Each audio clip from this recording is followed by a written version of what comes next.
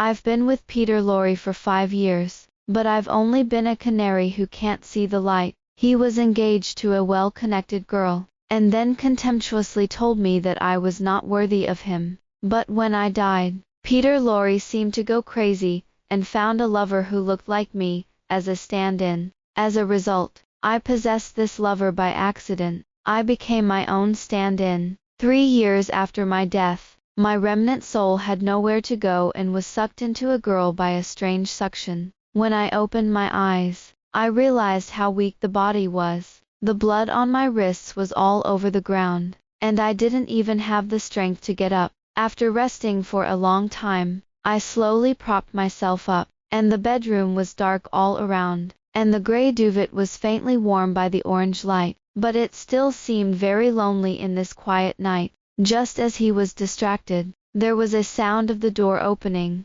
and the sound of hurried footsteps pushed open the door and broke in. I looked up and met Peter Laurie's inky eyes, and I was shocked. "I've been dead for 3 years. How can I?" Peter Laurie's face was gloomy, and despite the wound on my hand, he stepped forward and clamped my chin. "Did I warn you not to play this trick again?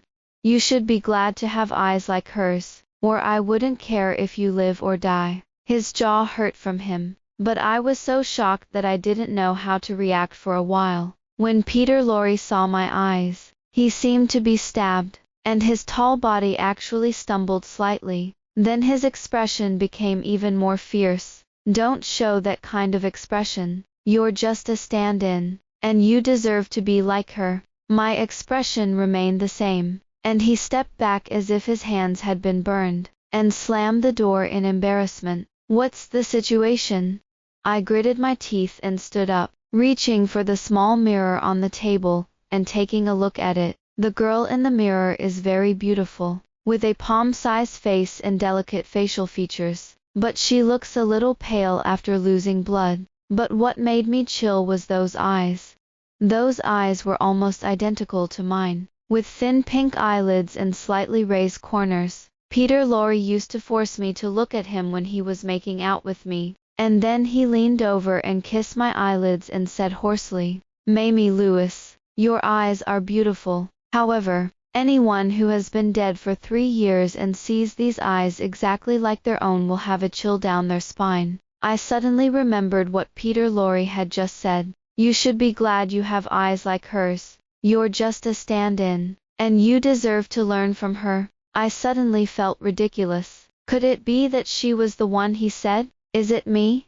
After 3 years of death, I went back to Peter Laurie. Peter Laurie finally got so bad of seeing me die that he called his personal doctor to treat my wounds. I finally received the message of my original body, while I closed my eyes and recuperated. The original name is Ivy Nora, 21 years old this year, and he is a second-tier star. At a business party, Ivy Nora, who was called to accompany her, stumbled upon Peter Laurie, who took a look at her eyes similar to mine and wrapped her up. However, when it comes to being together, Ivy Nora is just like me at the beginning, just a lover. Peter Laurie only comes to her occasionally when she is drunk, and has a bad attitude towards her. In Ivy Nora's memory, Peter Laurie always watched her quietly, and did not allow her to speak.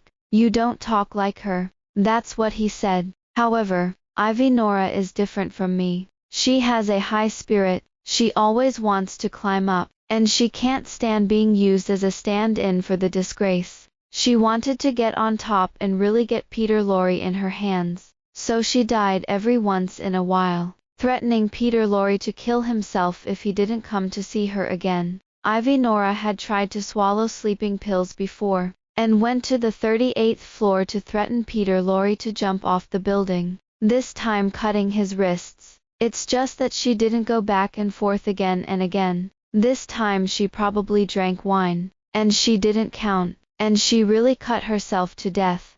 Also let me, a lonely soul who has been stranded in the world for 3 years, enter her body and live in her place. How many times has this been? The doctor with gold-rimmed glasses said helplessly, "If I do this again, I'm going to apply for overtime pay." Peter Laurie, who was standing on the side, glanced at me and said coldly, "There's no next time, so let her die like this."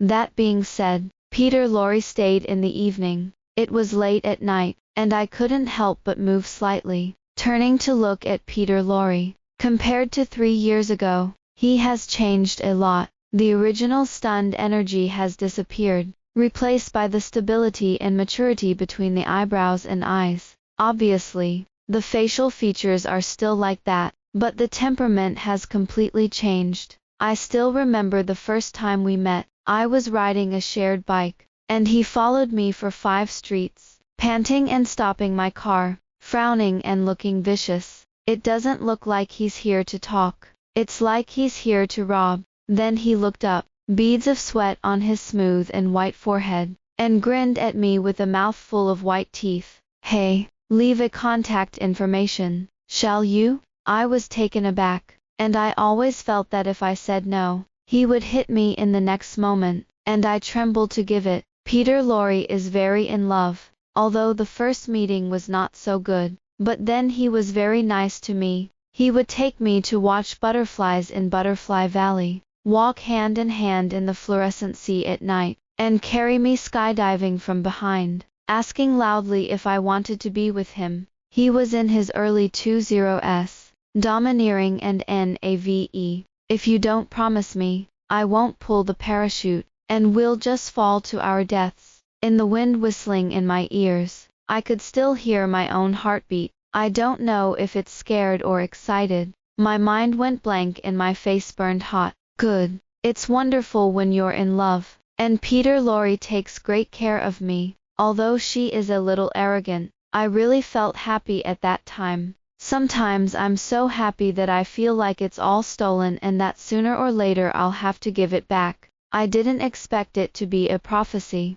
Later, I realized that people from Peter Laurie's background have long been accustomed to the warmth and deceit of people, and they will always put their interests first in their eyes. And feelings are just the spice of life. Not necessarily. He can make different gestures and expressions to different people at any time. And I am the only one in this relationship who is stupidly serious. We've been together for almost 5 years, and he shows that he loves me so much. But he never says anything about marrying me. Every time I asked him, he was perfunctory. I can only now understand that his eyes, at that time, seemed to be affectionate, but behind them was contempt and sneer, as if to tell me, "Stop dreaming." He is the eldest young master of the Laurie family. How could he marry an ordinary Cinderella like me? And only a fool like me would believe that there will be fairy tales in real life. It's just that at that time,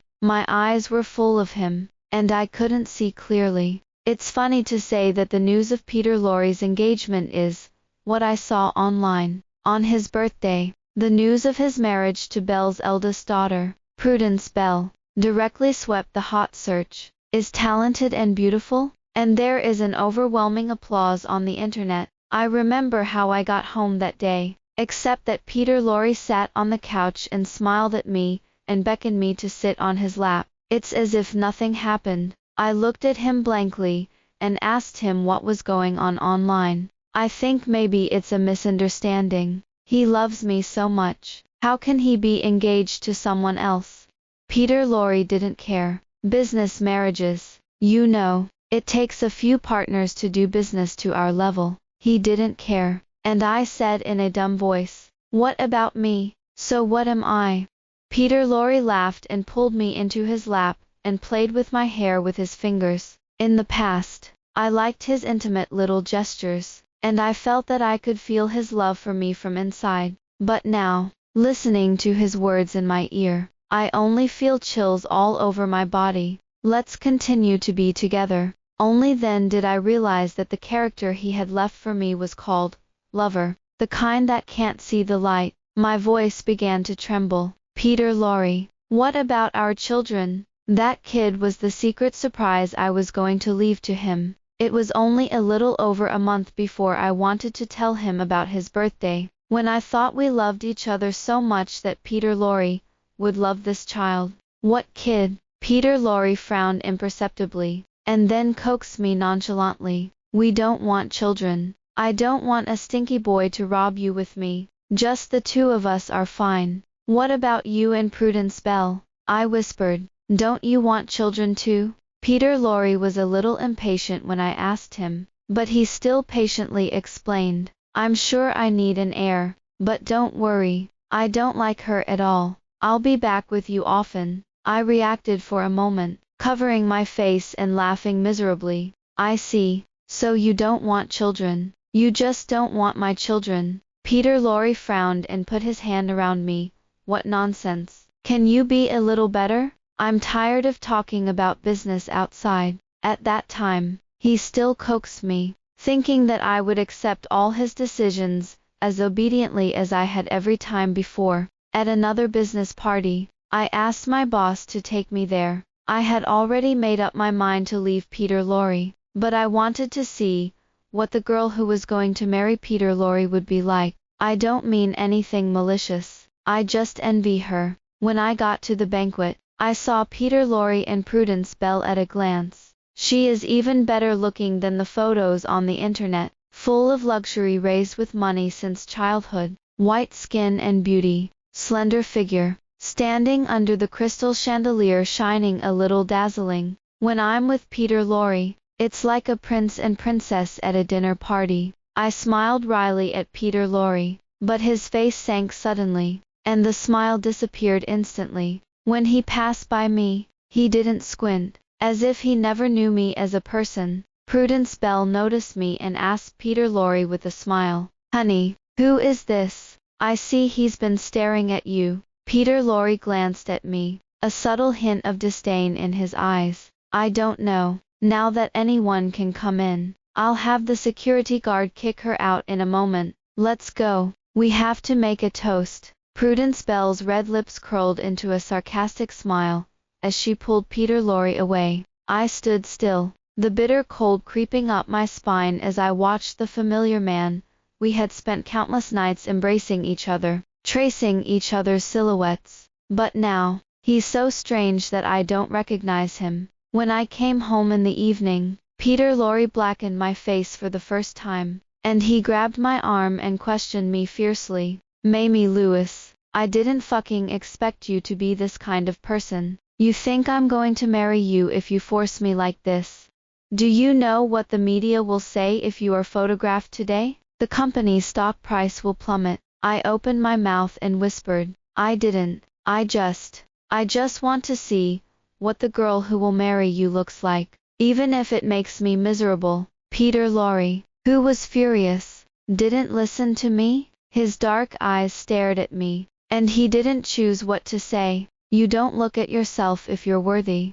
Mamie Lewis, we're not fucking world-class people at all, he yelled angrily, and the room fell completely silent. Oh, I tried to laugh, and the corners of my mouth moved, but I couldn't laugh. I just felt that my chest was so clogged that I couldn't breathe, and the water vapor gradually became blurry in front of me. I see. It turns out that in his heart, I am the kind of person who will do anything to marry into a wealthy family. It turned out that he felt that we were not people of the same world from beginning to end. So what is the intimacy of all these years? Jokes. Peter Laurie rubbed his hair irritably, and raised his foot to kick down a stool. When I packed up and left the house that night, Peter Laurie didn't stop me. He just sat coldly on the sofa. Even his eyes were stingy with charity, and there was only sarcasm in his eyes. I probably think I'm playing some tricks again, trying to get away with him. I wanted to say something to him, but after thinking about it, I felt that I had nothing to say, so I closed the door softly and left. That night, I was abused to death in the woods of a small park, and my body was thrown into a landscape lake on the side. Peter Laurie saw my body the next day. My consciousness drifted in the air, and I saw him hurrying after seeing the poster for identifying the body. But he stopped outside the morgue and didn't dare to push the door in for a long time. Peter Laurie has always been fearless, and that was the first time I saw fear on his face. His face was pale, his eyes were straight, and he stood there for a long time before being urged in by the police. As if he had seen something terrible in the world, He stretched out his hand and pinched the white cloth, not daring to lift it. The morgue was so cold that people shivered, but cold sweat broke out on his forehead, and his fingers trembled. I heard his lips twitch, praying softly, and drawing a cross messily on his chest. Please, don't. Peter Laurie never believed in ghosts. I saw a business partner offering to God at home, and he came back and laughed at others. I asked him not to talk nonsense, but he raised his eyebrows and told me, I never believed in any ghosts or gods. I only believed in myself. But now he was on his knees, begging humbly, as he had despised most before. After a long time, he finally mustered up the courage and slowly lifted the white cloth. The horrific corpse of mine caught his eyes, and Peter Laurie felt as if he had been punched. His pupils narrowed dramatically, and he held his breath and froze in place. The staff gritted their teeth and said, "This group of people is really brutes. She already has children." Peter Laurie jerked his head up.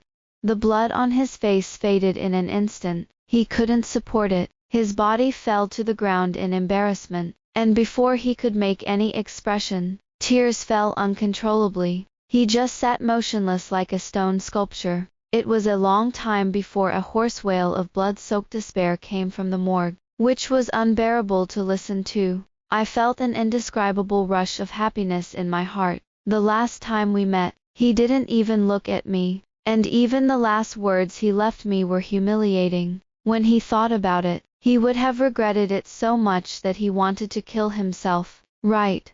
But after a while, I felt bored. What is there to take revenge on him? I'm dead. No matter how uncomfortable he is, I won't survive. Then I went with Peter Laurie for a while, and he was really uncomfortable for a while, as I expected. At first, he yelled like crazy, mutilated himself, and even tried to die. After being rescued, he became like a walking corpse. Every day, he looked sluggish, didn't listen to anything, didn't say anything, just sat quietly by himself. I couldn't feel comfortable with it, so I just left. It's just a man. And the corners of my mouth hooked up with a hint of sarcasm in the night. But in 3 years, there was a newcomer around him. What if you look like me? It's not me after all. The real me has long been buried deep in the ground, and turned into a handful of ashes. The next day Peter Laurie left early in the morning, and I regained my strength, packed up my things and called the agent to pick me up. One fall in the same pit is enough, and if I fall again, I might as well not live again. Next, I'm going to settle the score with Prudence Bell. She was the murderer who hired someone to kill me in my previous life. I don't know why she did such a cruel thing to me in just one side, torturing me in every way and leaving me to die miserably. But it doesn't matter. The reason is that she can stay in hell and talk about it. It seems that my departure is just an inconsequential matter for Peter Laurie. He didn't look for me again. When we met again, it was the same business party as before, and Peter Laurie was still with Prudence Bell. The two of them mingled with the others in the bright lights, and they both had decent smiles on their faces, as if they were beautiful people. I thought I could handle it after so long, but when I saw Prudence Bell's face again, I was still drowning and breathing. Beads of sweat the size of beans slid down my cheeks, and a chill ran down my spine, and rushed to the top of my head. There is a faint pain in the body, and the residual memories are revived again.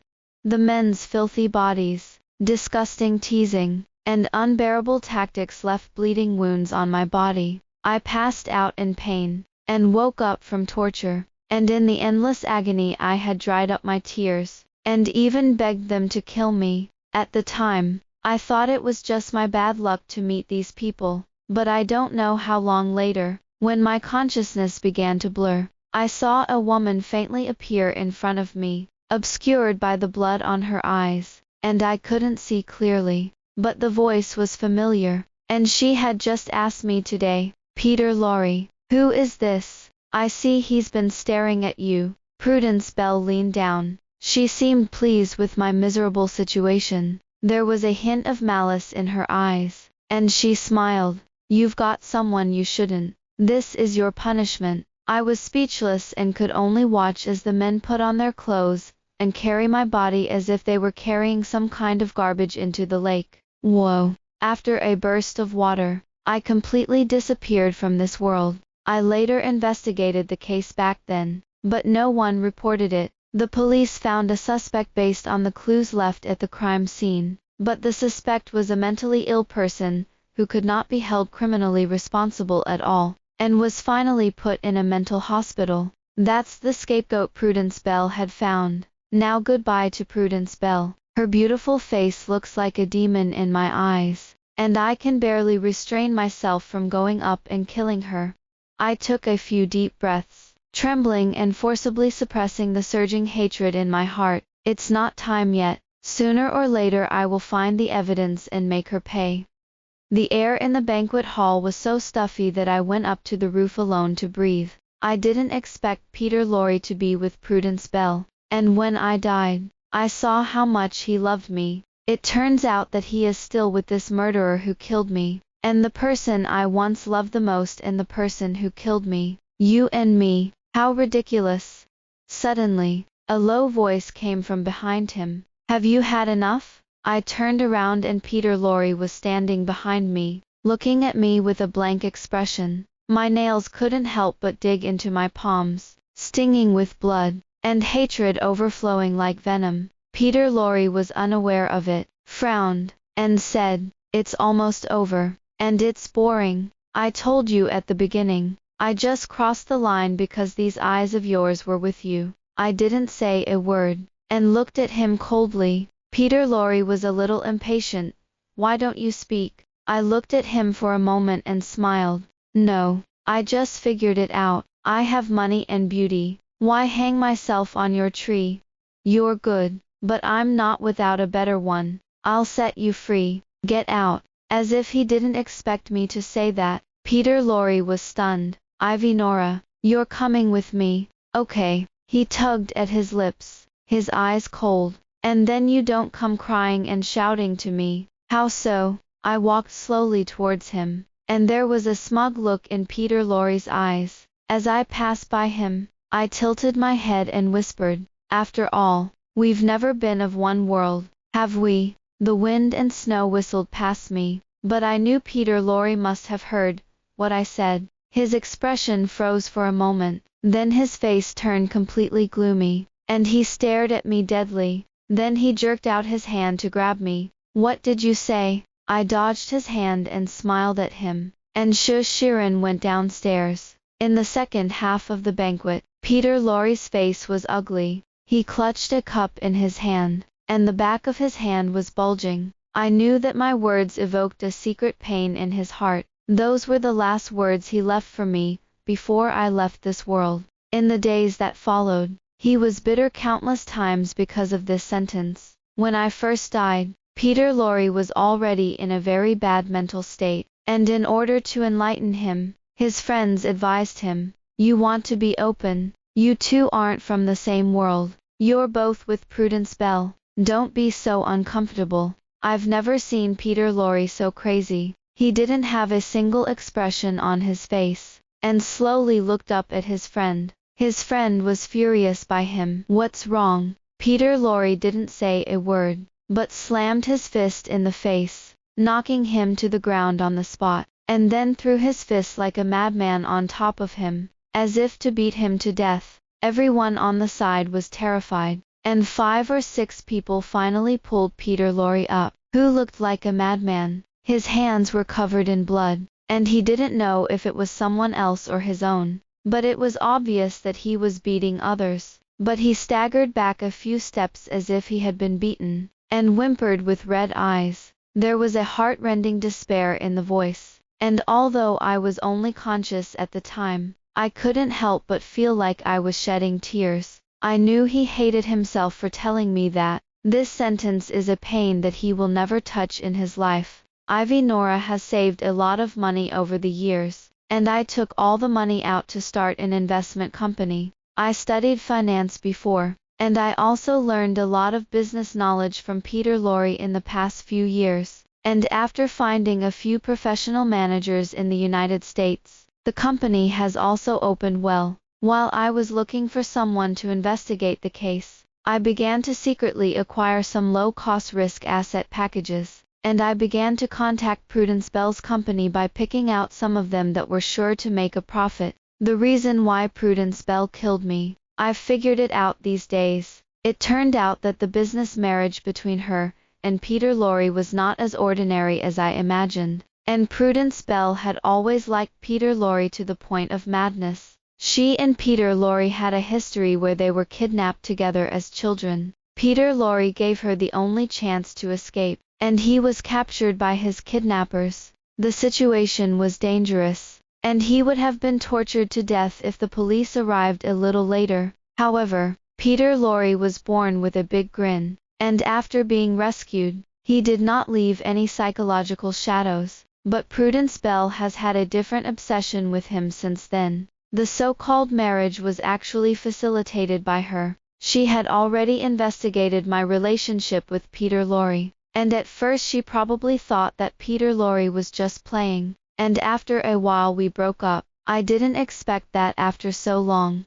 even though they were both engaged. Peter Laurie didn't break up with me. Prudence Bell finally couldn't take it anymore. She couldn't bear not to have this man completely, and she couldn't bear to have other women in his heart, so she did it to me. It was probably because she had endured her hatred for me for a long time that she used such a bad means to kill me to let out the breath in her heart. I started by selling some good asset packs to Prudence Bell at below market prices, which could be sold for a high price outside, but I put a few points on her price. Prudence Bell was a little wary at first, but after a few times he found that the returns were high, and he checked a little looser when I sold the asset package again. However, this time, all I sold were uninsured non-performing asset packages, and soon the asset loopholes were revealed, and her company's operation went wrong. A large amount of money was pressed against assets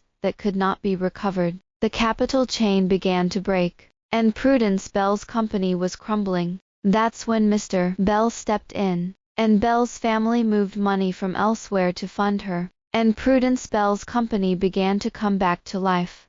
I watched from the sidelines. Of course, I didn't just want her company to make this small loss. I wanted to distract Bell's family. At the beginning, those people were all transferred by his family, and I don't know where to pull out a scapegoat. These people have evidence of their crimes, and the Bell family must be watching these people very closely. Only if they distract themselves elsewhere can my hands be inserted. Soon, one of the two men who carried me and threw me into the pond was controlled by me. I paid someone to set him up, and Bell's family gave them a lot of hush money, and the man was addicted to gambling and quickly lost everything. I let him win a few handfuls, and he went smoothly with the people I had arranged into the so-called field. Professional things are left to professional people to do. As long as the money is spent, there are many people who are willing to work for me. I don't have to have blood on my hands at all,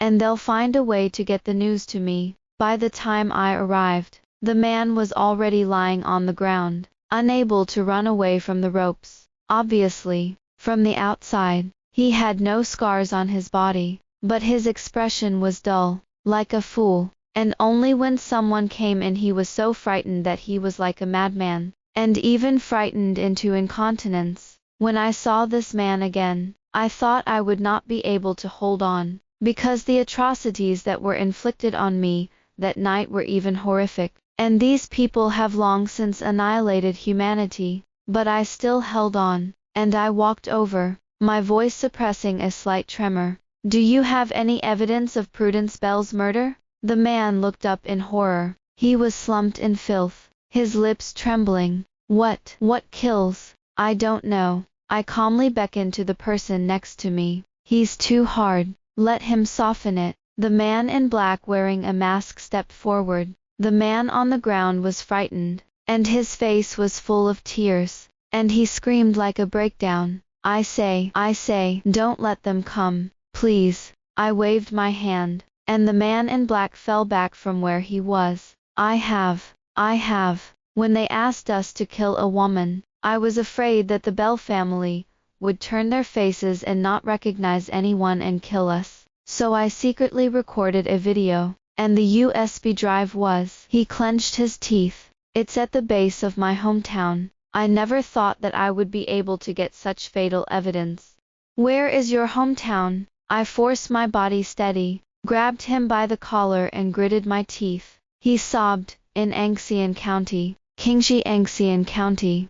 Bell's family did a perfect job of sweeping up the aftermath, and no one knew the truth about it except me, the victim. Even the forensic examiners were bought, and the autopsy reports were fake. Everyone, including Peter Laurie, thought I was so unlucky that I had a nervous breakdown and died in the lake. This is not a means that Prudence Bell can use. The Bell family must have shot behind the back. I died in the last life, but they can continue to enjoy the wealth of the sky, sit in the clouds and continue to overlook all beings. How unjust! But God has mercy, and after I hated it for so long, I finally had the opportunity to take revenge with my own hands. After I got the USB flash drive, I drank all night and went to my grave. Peter Laurie bought me a good cemetery. The scenery is beautiful, surrounded by birch trees, and although the leaves have fallen, the snow pressing the branches is another view, but it is a little lonely. To my surprise, however, there was no snow in front of my grave, and it seemed to have been cleaned up. When I saw the words on the tablet, I was stunned. The tomb of his beloved wife, Mamie Lewis. In front of the monument lay a few pieces of pastry that had not yet been dried, and the cherries on them had turned black. Memories of a long time came flooding back. This is my favorite cake I used to eat. I used to like to eat sweet when I was in a bad mood, and this cherry cake is sweet and greasy to everyone. Only I buy it every time I am unhappy. The night before I died, I was in a hurry to buy this cake and walked through the path in the park. I had a lot of blood that day, and when it solidified, it turned a dark purple black, like rotten cherry juice. After I was born again, I never ate cake again. As soon as I saw the cake, I felt the unbearable pain of that night. No one but Peter Laurie knew about this little fetish of mine, which must have been bought by him. I sneered and kicked the cake off the floor. It's just a hypocrisy. If it weren't for him, how could I have died? Now he is holding the hand of the murderer, and has come to sweep my grave, which really dirties my grave.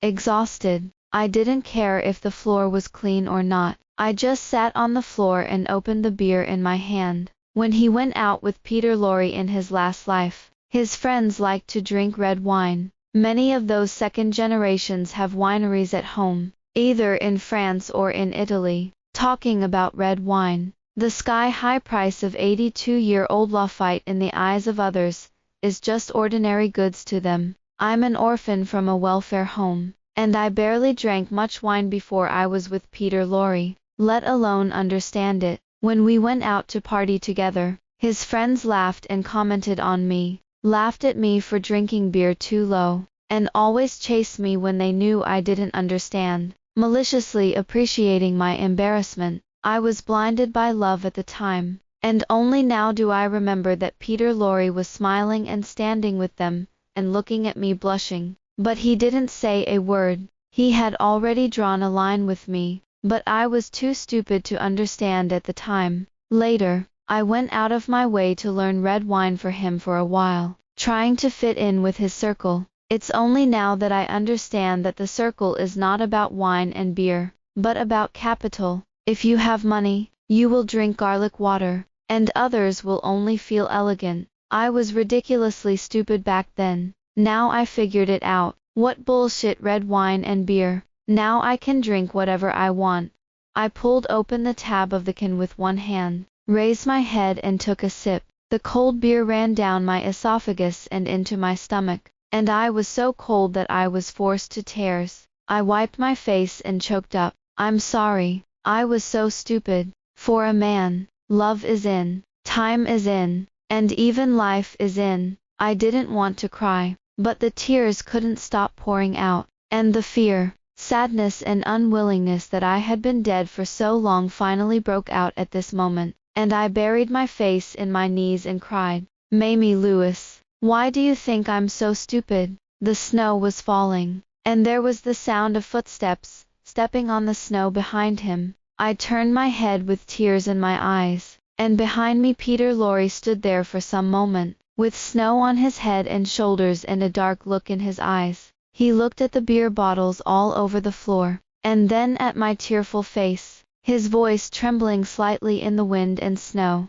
so light that it was almost inaudible. "Ivy Nora, you've never drunk beer." I was stunned for a moment, and then I remembered that the original body used to dislike beer without grade, and never touched it. Peter Laurie walked over with difficulty, reaching out to touch my face. However, the moment it touched it, it was taken back in panic. "It's like I'm afraid of shattering a fragile dream. Ivy Nora, you're pretending, right? Have you been investigating Mamie Lewis?" Obviously questioning me, his own voice became dry, like anticipation, and like panic for fear that his expectations would be disappointed. I wiped away my tears and stood up. Smack! After a loud slap, Peter Laurie covered his face and turned to the side. I didn't get any force from this slap, and his face quickly became red and swollen, and the corners of his mouth were oozing blood. Maybe it was because I drank too much wine,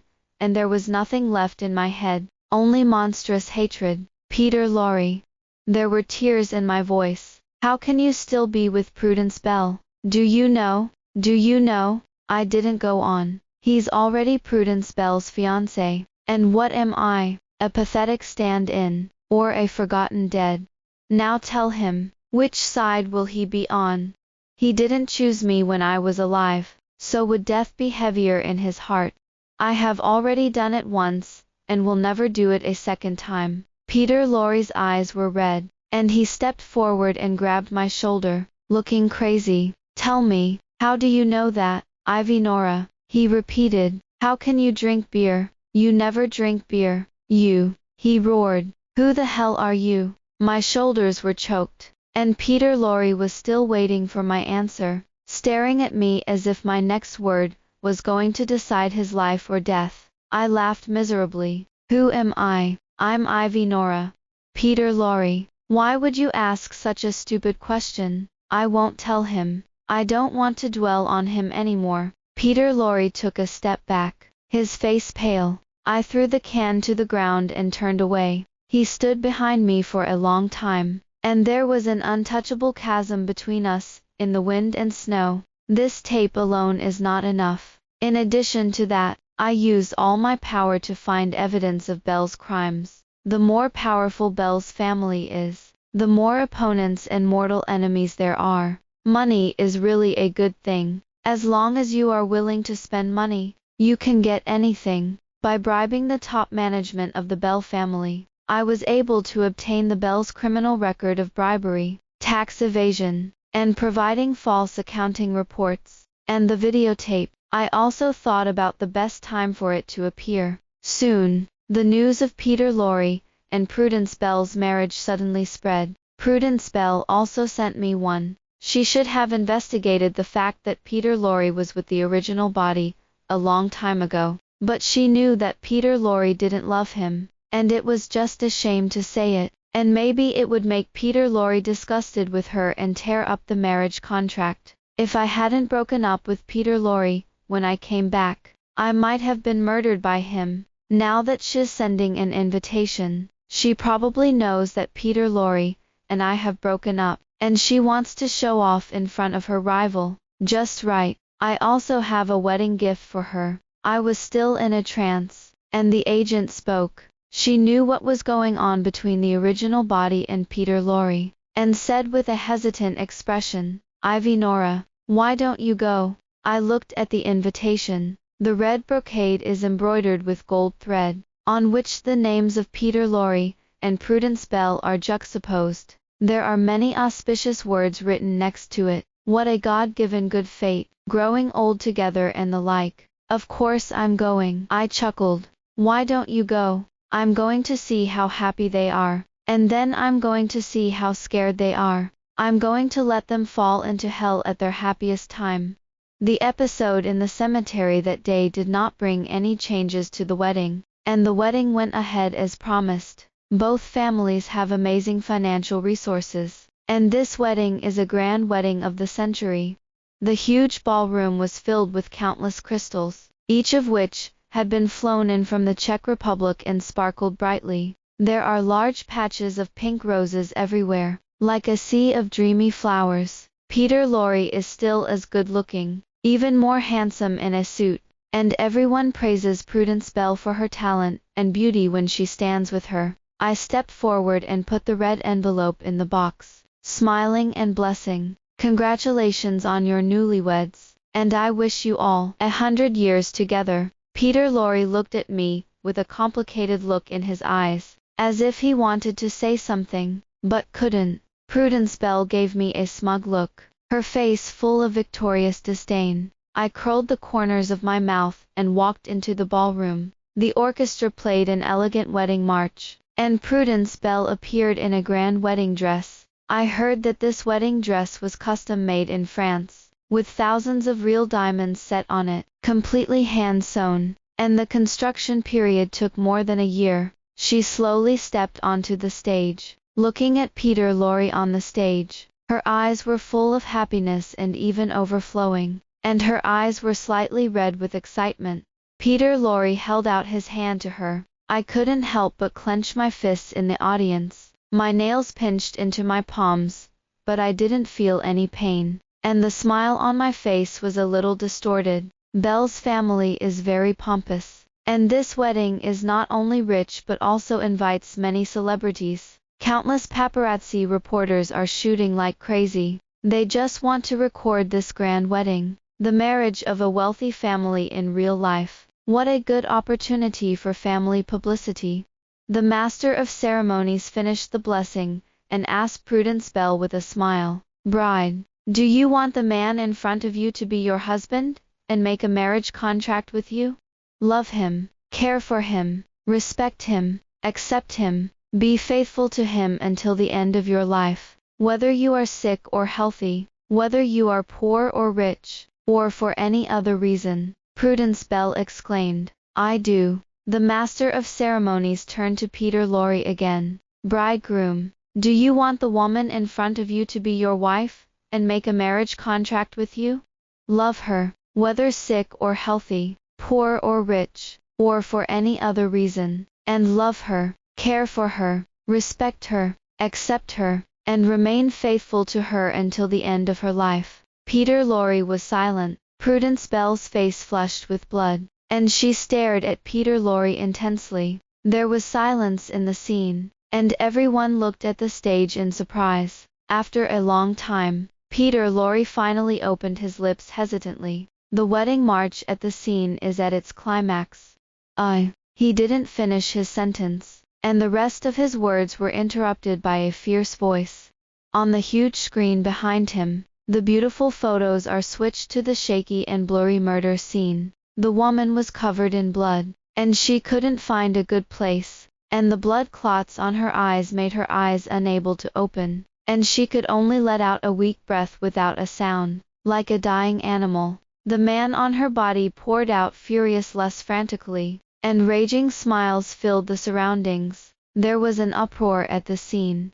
Everyone was stunned. Their eyes were all focused on the big screen, and there was a lot of discussion. "What's going on? Misplaced the straps. Who is this? It's too miserable. No, it's really fake. Is it a movie?" The long guns and short cannons in the hands of the paparazzi flashed incessantly, shaking people's eyes and not opening them. Both people on the stage were stunned. Peter Laurie's pupils shrank sharply, his face turned pale, and he stared at the big screen. Prudence Bell's expression was ugly and scary, and her whole body began to tremble, and she yelled in horror, "Shut up, turn the video off." But it was too late. In the video, the man has lifted his pants. Half a second later, a woman walked into the camera, and the photographer deliberately aimed at her, and that face made everyone jaw-dropping. The woman smiled at the dying man on the ground. You've got someone you shouldn't. This is your punishment. She has a beautiful face, but when she says this, she looks like a demon from hell, which makes people shudder. None other than Prudence Bell. Whoa! It was as if hot oil had been splashed in the boiling water, and the whole audience exploded. Everyone looked at Prudence Bell in amazement, and it took a long time for someone to exclaim, Did she kill someone? Damn, the bride turned out to be a murderer. It's too ruthless. It's too vicious and terrifying to make other girls like this. The paparazzi were excitedly patting non-stop, and the shutter in their hands was about to burst into flames, and even the security guards were stupid and couldn't bother to drive them away. Prudence Bell was hoarse, her face contorted, and she shouted frantically, shut up, I'm not a murderer. She was about to run down with her skirt in her hand, shut the damn strap off. However, before she could finish speaking, she was clamped around her neck by a pair of large hands, and Peter Laurie's eyes were densely bloodshot, and a monstrous hatred rose up, and he looked at Prudence Bell as if he were looking at a dead man.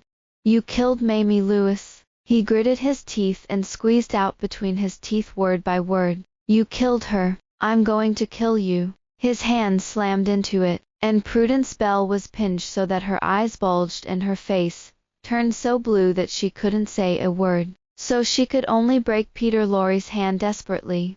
Just when she was about to be strangled to death, the Bell family finally reacted and rushed up to pull Peter Laurie away. Peter Laurie was almost crazy, tearing and struggling to step forward. You slut! You killed her! You killed her! Gradually, his voice slowly lowered. He choked a little, and fell to his knees. I've never seen him cry like this, like a child who has lost the whole world. Tears dripping down the red carpet in large drops, leaving dark wet marks. The voice was so desperate, like an animal wailing unwillingly before death, and in the end, the corners of his mouth even overflowed with red silk, and a mouthful of blood spurted out.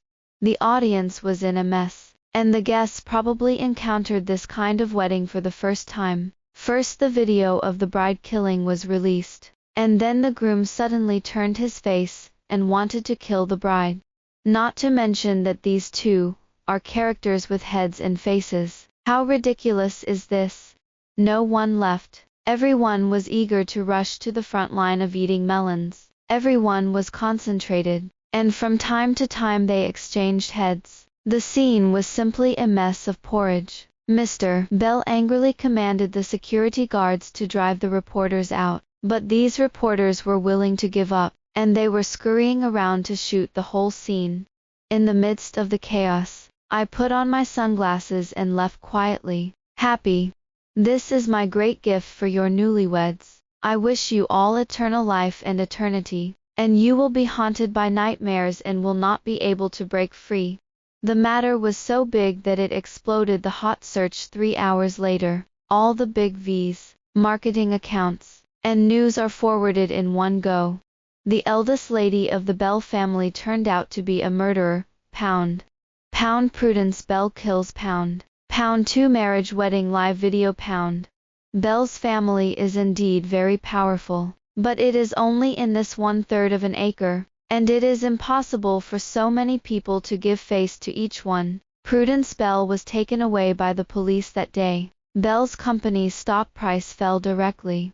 Rival companies took advantage of the situation and vigorously suppressed the Bell's family, and at the same time, evidence of Bell's illegal crimes such as tax evasion, false accounting, and bribery also began to spread on the internet. The men who killed me were found, and Prudence Bell was quickly convicted. Bell's family can't protect themselves, and they can't take care of her anymore. Peter Laurie went crazy to take revenge on the Bell family, and dashed the last glimmer of hope for the Bell family by injuring 800 enemies and inflicting 1,000 self-losses. He has much more energy than I have, and has collected more evidence than I do. It turns out that Bell's family is not the first time to kill people, and the former competitors. Mr. Bell's tired but can't get rid of the mistress. and Prudence Bell's brother, who robbed women. His family hired murderers at least 4 times, and each time they were pressed down by spending money up and down. Peter Laurie really wanted to kill Bell's family, so he shot ruthlessly, and for a while, the evidence of Bell's murder was flying all over the sky. Bell's company went bankrupt, and suddenly before they could transfer their property, all their assets were frozen and seized. The Bell family also wanted to sneak out of the country, but they were arrested on the spot at the airport. Bell's house is completely finished. I also went on the day of the Prudence Bell murder trial. I haven't seen her for a few days, and this old lady who used to be noble has made me almost unrecognizable. Her face is haggard and thin, her eyes are hanging high, and only mean and vicious remain. Her psychological defense line has completely collapsed, crying and laughing in court, and said loudly, "I'm not wrong, it's that woman's fault. If she hadn't seduced Peter Laurie I wouldn't have killed her. She did it herself." Peter Laurie stood up suddenly, his fists creaking and looking like he was going to rush up and kill Prudence Bell. "You bitch, you're damned." Prudence Bell laughed, and she looked at Peter Laurie mockingly. "I killed her, but if you hadn't kicked her out that day, I wouldn't have been so easy to get it. You're her murderer too. Besides, what if I kill her? Aren't you still with me all the time?" If she had a spirit in the sky, and watched her man with the person who killed her, guess what her expression would be? Ha ha ha ha ha ha ha ha. Peter Laurie was held down and couldn't rush forward. His eyes were bloodshot, and he yelled like a breakdown. Prudence Bell laughed bitterly and triumphantly. The evidence in this murder case was conclusive, and Prudence Bell was sentenced to death in court and deprived of political rights for life. At this time, she was completely panicked. Her body collapsed on the ground, trembling in horror, and her face was full of tears. A smell of urine slowly spread, and she was scared to pee. Subsequently, Prudence Bell appealed. However, the scope of this case was too wide and too bad, and the Supreme People's Court finally upheld the original verdict, death penalty, to be carried out immediately. On the day Prudence Bell was executed, I went to my grave again. When I arrived, there was already an emaciated figure sitting there. In less than 3 months, Peter Laurie had lost all that was left of his bones, and he turned his head stiffly. His dead eyes finally lit up a little spark when he saw me. The wind whistled, and his chat lips slowly moved. "You," he hoarsely said, "is that you? Mamie Lewis." It was as if the drowning man had seen the last straw, and he stared at me, without daring to blink an eye. "I know, you put that video. Is that you?" I looked at him for a long time, and finally said softly, "It's not." The brilliance in his eyes was extinguished at once, and he lowered his head and laughed miserably. "Yes, how is it possible for a man to be resurrected from the dead? It's me who is stunned." I put my hands in my pockets and said calmly, "Let's go, Peter Laurie. I don't think I want to see you again if she's still alive." My words were like knives stabbing straight into his guts, and Peter Laurie shook his body, and arched his back slightly. The snow on the ground was like a heavy iron rope wrapped around his legs, and he clenched his hands into fists before he staggered to his feet. "Yes," he said dryly, as if sandpaper had been polished between his throats. "I killed her. I'm the biggest fool in the world, and I want to marry her murderer. If she had known about it, I'm afraid she would hate me to death." I didn't speak, and put a bunch of sunflowers under the tombstone. There was a bouquet of lilies on the side, which was my favorite flower of all time, probably brought by Peter Laurie. But now, I don't like this flower with only a scent. I prefer sunflowers that are born towards the sun. Desperately raising my head, absorbing the sunshine and trying to live, I opened my umbrella and left in the snowstorm. There was a low sobbing behind him, and then the sound grew louder and louder, and the screams of despair were blown away in the snow. Peter Laurie despaired. Mamie Lewis. This time, I didn't look back. The next time I heard from Peter Laurie was half a year later. After my revenge, I put all my energy into my work. and I gradually fell in love with acting, and I worked hard to learn acting every day, and I also took on a lot of plays. There was one character that stood out, and I was nominated for the Best Newcomer award that year. Before the awards party, I was about to get out of the nanny car, when the agent next to me suddenly changed his expression drastically and his brows tightened. "What's wrong?" I asked casually. "Peter Laurie is dead." I was stunned. "What?" The agent hesitated for a moment and handed me the phone. "It said that he committed suicide. I heard that he has become chattering since that incident, and he doesn't care about the company, and he looks for that kind of master everywhere to say, 'Want to conjure spirits?' Anyway, it's been going on for a long time, so I guess it's a human demon." I looked at the phone screen. The headline of the news read, "Peter Laurie, the head of the Laurie family, committed suicide by falling from a building." The picture shows a raised white cloth in the shape of a human on the ground, surrounded by many people. He still clutched a blood-stained suicide note. There are only 3 words on it: "I'm sorry." I was silent, mixed emotions surging in my heart, and I clung to the handrail so as not to let myself lose my temper. I hate him. I used to love him so much, but he killed me indirectly, and he wanted to marry the murderer after I died. All those loves turned into hate, and when I hated him the most, I used to hate him to die. But now that he's really dead, I have only mixed feelings left in my heart, and a glimmer of somehow heartache. It's not violent, but it's faint, and it's impossible to ignore. Does Peter Laurie love me? I do not know. If he loved me, how could he treat me like that when I was alive? He was only decadent for a while after I died, but he continued his engagement to Prudence Bell. But if he didn't love me, why would he collapse to the point of not being able to live after learning the truth about my death? What kind of desperation did he have to jump from the 28th floor so decisively? I can't figure it out, and I don't want to think about it anymore. The agent glanced at my face and whispered, "Otherwise, let's go and see." I looked down at the picture. After a long time, I whispered, "No need. People die and everything goes away. I died once. Prudence Bell died. And now, he's dead. Let the past be completely buried along with it. Let's go." I sat for a while, put my phone down, and lifted the hem of my skirt. As soon as I got out of the car, countless flashing lights lit up everywhere. "Ivy Nora," the reporters shouted desperately to catch my eye. "Look here." I smiled and walked towards the place where the light was at its highest. "Goodbye, Mamie Lewis." "Hello, Ivy Nora." The end.